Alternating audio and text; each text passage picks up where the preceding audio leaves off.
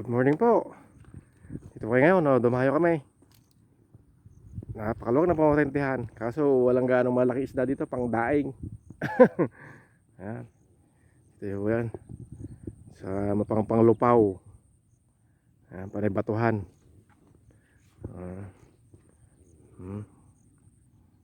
Ito po galing sa taas dyan, sa taas doon. Ito yung daan. Baba po kami. Maluwang-luwang lang po yung pamarintihan namin. Kaso nga lang walang malalaki. Mga anak ng isda. Pandaing, mahaba po yan, gandun sa taas. At doon, pababa naman po yan. Ayun, pababa. Doon, gagawin may sabi doon.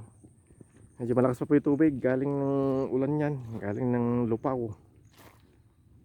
Ito kami sa pinapupuntahan namin, pinagpipiknikan pag malinaw.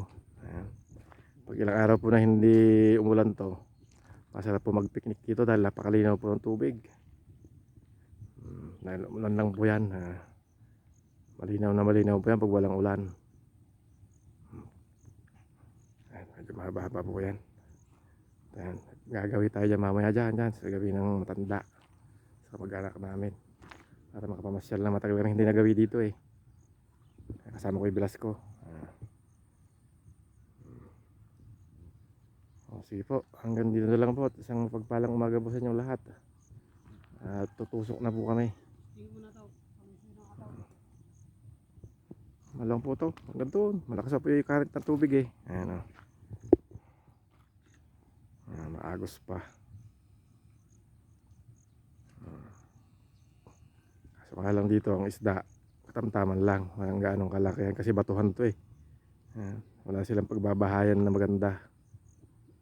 Hindi gaanong malaki ang isda. Tumutusok na bibilas ko.